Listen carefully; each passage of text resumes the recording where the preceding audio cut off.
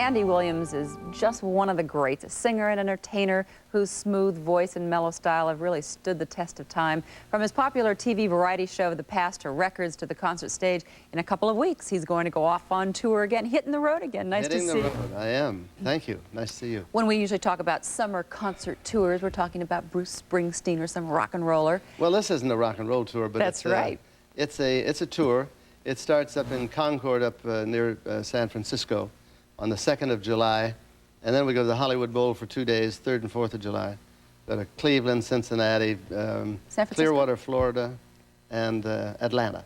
Now, do you think this means that there is more of an audience, though, and more of a desire? It seems to me that we're kind of having a little bit of a trend back to jazz and big bands and more American, what we think of as the real traditional American music. Well, that might be. I mean, this tour I'm doing is a little bit, it's an Americana show. It's called America the Beautiful.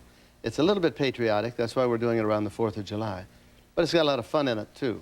It's music of Irving Berlin, different writers that really write American kind of music, like George M. Cohan.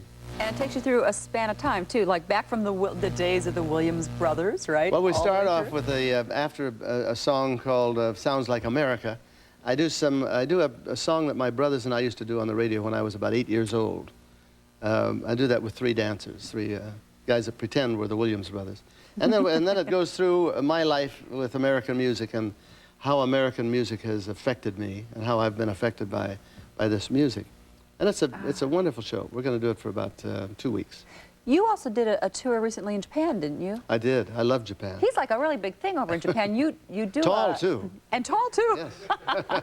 You do a TV commercial over there. Well, I used to do it. I did it. You know, like a lot of celebrities, they don't want to do commercials in America, but they will certainly allow themselves to be seen on Japanese television doing a commercial there because of the money. You know, you can make a great deal of money doing it. Is it in Japanese? Do you speak Japanese? I did. Mine was in Japanese and English. It was for Ajinomoto, which is like an accent, like a salt. It's on every Japanese table. And so people either will come up to me and say, Moon River, or they'll come up and say, Ajinomoto, one or the other. Because it was seen so often. Well, you recorded songs in another language. What's the theme of from Love Story? I think I read somewhere. Love Story I did in about 6 languages. Yeah. And it was a big hit in Japan. Sold about 600,000 singles in Japanese and about 600,000 in English. So I do it in both English and Japanese over there. Of the 6 languages, which did you do the worst?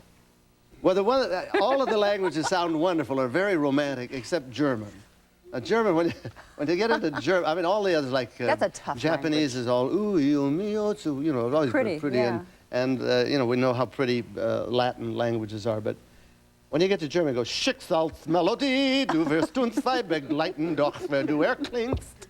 You know, it's more like a march instead of a love song. I'm told you sang at the Tubbs-Tyson fight, which was a very short fight. I was in the ring more than they were. I sang the Star-Spangled Banner, and that lasted about 2.5 minutes, and I think that outdid Tubbs. That's great. Listen, good luck on the tour. Have a good time. Thank you. Great to see you again. Thank you. Good to see you, Joan.